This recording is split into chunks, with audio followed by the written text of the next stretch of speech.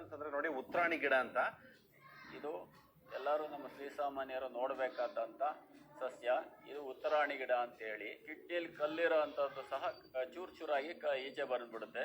ಅತ್ಯುತ್ತಮವಾದ ಗಿಡ. ಇದನ್ನು ಎಲ್ಲರೂ ಕಳೆ ಅಂತ ಹೇಳೋದು ಅಂದ್ಬಿಟ್ಟು ಕಿತ್ತಾಕ್ತಿರ್ತಾರೆ. ಅವರವರ ಮನೆ ಹತ್ರ, ಪ್ರತಿಯೊಬ್ಬರು ಮನೆ ಹತ್ರನೂ ಇರುತ್ತೆ ಹಳ್ಳಿ ಕಡೆ. ಇದನ್ನು ಕಾಪಾಡ್ಕೊಬೇಕು ಮತ್ತು ಇದನ್ನು ಉಪಯೋಗಿಸ್ಕೊಂಡ್ರೆ ತುಂಬ ಒಳ್ಳೆಯದು.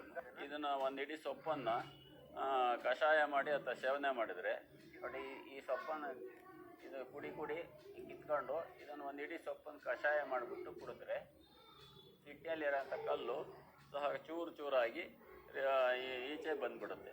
ಯಾವ ಟೈಮಲ್ಲಿ ಕುಡಿಬೇಕಿದು? ಇದನ್ನು ಬೆಳಗಿನ ಜಾವದಲ್ಲಿ ಕುಡಿಬೇಕು. ಖಾಲಿ ಹೊಟ್ಟೆಲಿ ಸೂರ್ಯ ಉದಯೋದಕ್ಕಿಂತ ಮುಂಚೆಗೆ ಕುಡಿದ್ರೆ ಒಳ್ಳೆಯದು. ಇದ್ರ ಕುಡಿ ಇದೆ ನೋಡಿ, ಈ ಕುಡಿನ ವಿಳೆದೆಲೆ ಮತ್ತು ಮೆಣಸು, ಬೆಳ್ಳುಳ್ಳಿ ಈ ಮೂರನ್ನು ಸಮಭಾಗದಲ್ಲಿ ತಗೊಂಡು ಇದನ್ನು ತಿಂದರೆ ಅಲ್ಲಿ ಶರೀರದಲ್ಲಿ ಕಾಲಲ್ಲೇ, ಕೈಯಲ್ಲಿ, ಅಲ್ಲಿ ಮುಳ್ಳಲ್ಲಿ ಅಥವಾ ಉಗುರು ಕಣ್ಣಲ್ಲಿ ಹೋಗು ಮುಳ್ಳು ಚುಚ್ಕಡೆ ತೆಗಿಯೋಕ್ಕೆ ಬರೋಕ್ಕಾಗಲ್ಲ ಅಂಥದ್ದನ್ನ ಇದನ್ನು ಒಂದೇ ದಿವಸದಲ್ಲಿ ಆಟೋಮೆಟಿಕ್ಕಾಗಿ ಈಚೆ ಬಂದ್ಬಿಡುತ್ತೆ. ಉತ್ತರಾಣಿ. ಹಾಂ, ಇದರಲ್ಲಿ ಕೆಂಪು ಉತ್ತರಾಣಿ ಅಥವಾ ಬಿಳಿ ಉತ್ತರಾಣಿ ಎರಡೂ ಕೆಲಸ ಮಾಡುತ್ತೆ. ಯಾವುದೇ ಗಿಡಮೂಲಿಕೆಗಳು ಅಥವಾ